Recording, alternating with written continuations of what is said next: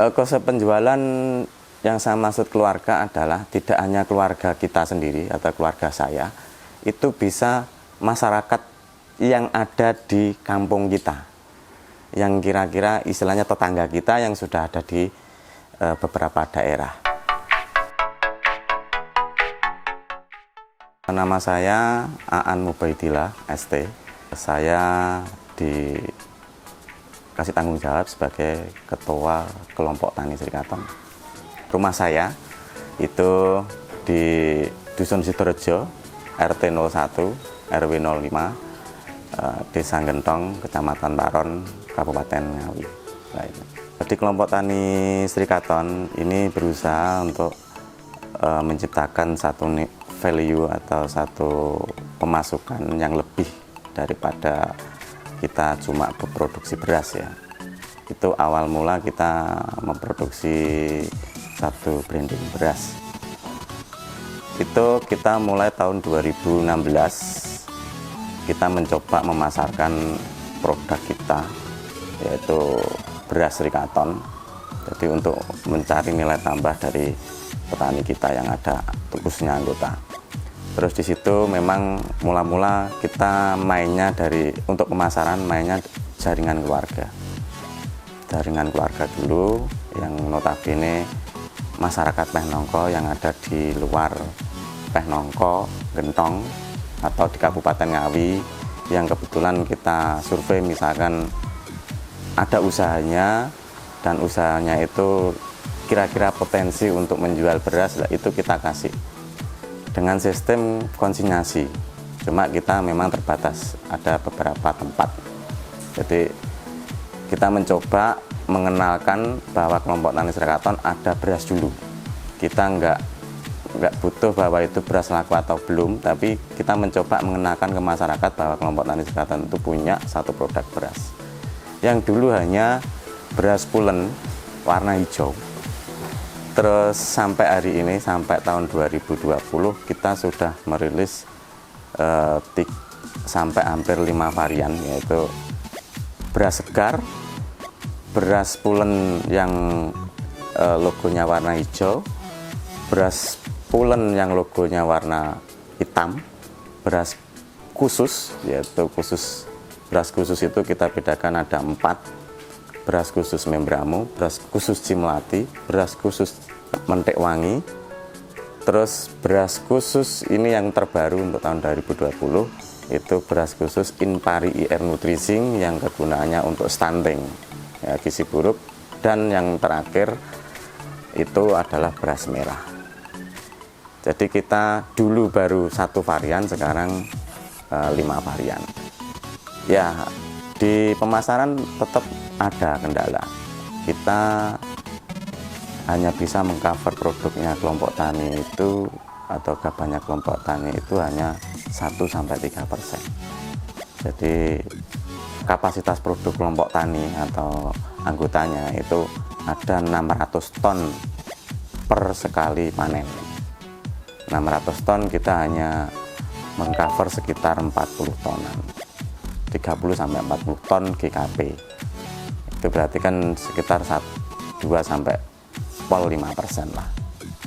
Nah, kita mencoba branding itu, alhamdulillah bisalah sedikit-sedikit. Kemudian kita merambah tahun 2020 merambah ke Surabaya. Itu pun masih jaringan keluarga. Jadi kita fungsikan jaringan keluarga dulu, yang terdekat dulu.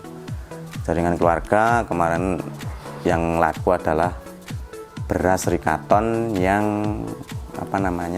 warna hijau pulen, itu yang paling laku. Terus mungkin akhir tahun nanti akan merambah ke Jogja, itu juga jaringan keluarga.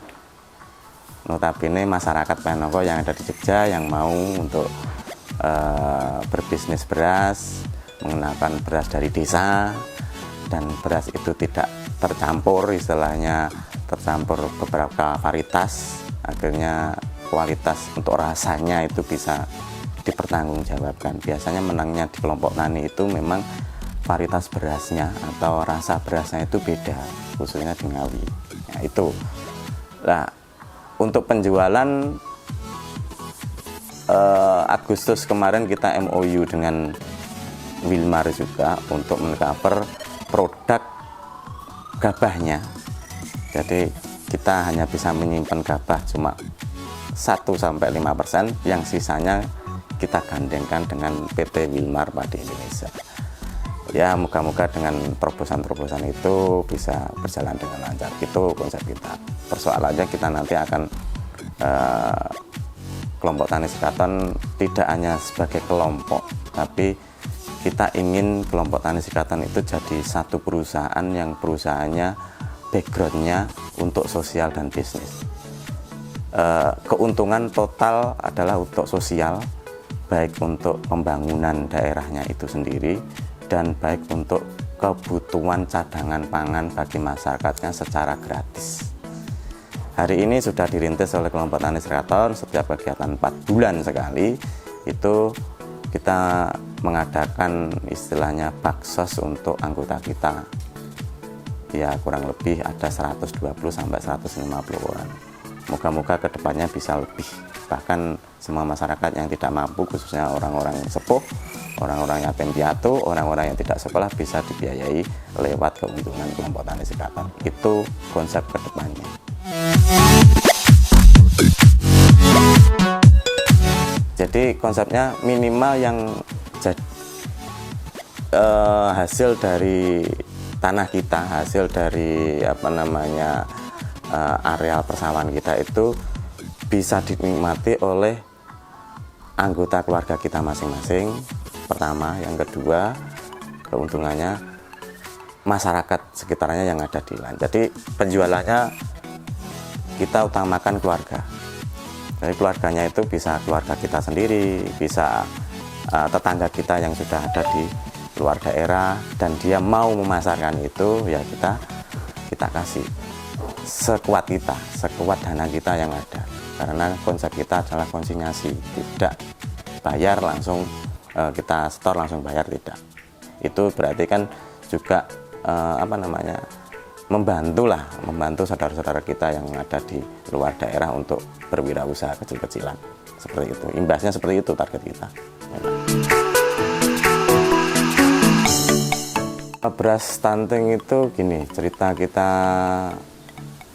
mencoba untuk mengembangkan beras stunting, khusus stunting. Itu ada, kita kemarin jalan-jalan di Subang, di Balai Besar Pembenihan Subang itu di Kementerian. Itu memang ada satu varietas yang namanya Inpari IR Nutrising atau sekarang dikenal Inpari 46 Nutrising. Nah, kebetulan saya kemarin sempat ngobrol-ngobrol dengan pihak Balai Besar nih di Subang itu. Loh, ini padi apa ini kan? Padi Inpari IR Nutrising. Lah, fungsinya apa? Untuk gizi buruk. Nah, di situ memang di kandungan Inpari IR Nutrising itu ada semasang zat yang kadar zinc-nya tinggi, itu sekitar 34-35 ppm, sedangkan kalau padi biasa itu sekitar 10 ppm atau 15 ppm, yang fungsinya kemarin memang fungsi dari zinc itu nanti membuat anak-anak kita, anak-anak Indonesia itu pertumbuhan badannya itu tinggi, tidak cebol dan sebagainya. Kemudian saya tertarik untuk mengembangkan itu. Nah, ternyata memang untuk sosialisasi stunting itu dari pemerintah itu baru tataran teori, tapi prakteknya belum. Saya berharap dengan adanya produksi itu, sinergi dengan pertanian, Kementerian Pertanian, antar SKPD atau antar dinas yang terkait itu saling bekerja sama. Sebenarnya tolak ukurnya itu memang dasarnya dari pertanian dulu, dinas pertanian. Kita berharap seperti itu untuk pemasarannya. Dinas Pertanian, terus nanti bekerjasama dengan Dinsos, bekerjasama dengan Dinas Kesehatan. Nah, ada satu program untuk posyandu itu kan 4 sehat 5 sempurna kan begitu kan. Nah, itu bisa dijadikan salah satu item untuk masuk di makannya anak-anak. Ini tidak hanya untuk anak-anak aja sebenarnya. Ini sampai SMA itu masih bisa terserap. Kalau untuk yang tua-tua tidak. Nah, kita berharap untuk stunting itu memang tercover oleh kedinasan atau tercover oleh satu satu perusahaan kan begitu. Nah, sedangkan kita mendengung-dengungan stunting, tapi kondisi tertentu itu kerjasama antar dinas itu tidak ada. Kita bahkan ada beras merah, ada stunting itu. Kalau stunting nanti ada value-nya dari berasnya itu diproses untuk makan. Katulnya sebenarnya yang dikatul ini jadi bubur. Jadi bisa jadi bubur bayi atau apa. Nah, ini akan sangat apa namanya? Sangat bermanfaat sekali. Semua produk untuk yang Inpari IR Nutricing itu dari konsepnya dari dinas balai besar itu sudah ada. Cuma implementasi untuk di lapangan itu yang belum. Kita berharap dari pemerintah daerah itu ya seperti itu, antara Dinas Pertanian dan Dinsos dan sebagainya itu saling bekerja sama. Insya Allah kalau itu bisa, masalah pemasaran beras pun akan tidak kesulitan seperti itu. Kalau dari segi rasa untuk beras Inpari IR Nutricing itu sama, Mas. Jadi pulennya juga sama dengan Ceherang, IR64 itu. Bahkan lebih enak, sebenarnya lebih enak dari Inpari IR Nutricing-nya kan gitu. Lah, cuma belum kenal masyarakat. Produk Inpari IR Nutricing itu belum kenal. Makanya saya berharap setelah ada nanti kayak sosialisasi atau di lahan kelompok tani itu ada satu penanaman Inpari IR Nutricing, segeralah Dinas Pertanian itu bekerjasama dengan Dinsos atau dengan Dinas Kesehatan untuk mengcover hasil dari Inpari IR Nutricing. Lebih enak daripada Ceherang sebenarnya. Gitu.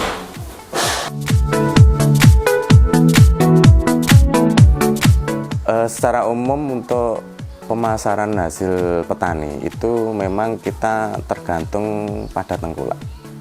Tengkulak itu ada sekitar 3 atau 4 tengkulak persoalannya. Satu tengkulak tingkat bawah itu yang langsung jadi pengebas, istilahnya pengijon sebenarnya kalau orang bahasanya pengijon, tapi ini pengebas. Jadi sebelum petani itu menjual dalam bentuk gabah, dia sudah dibas dulu di lapangan. Terus yang kedua itu ada tengkulak awal yang mencari gabah yang sudah jadi produk gabahnya. Yang ketiga itu ada tengkulak yang membawa ke produsen. Yang keempat baru ke konsumen yang terakhir ini. Yang keempat kan konsumen terakhir, pabrikan atau seperti apa, atau penggilingan. Ini ada 4 faktor ini. Ini yang terjadi di lapangan, dan sehingga pada saat tertentu memang petani tidak bisa apa-apa. Kadang bisa kalah, kadang bisa menang.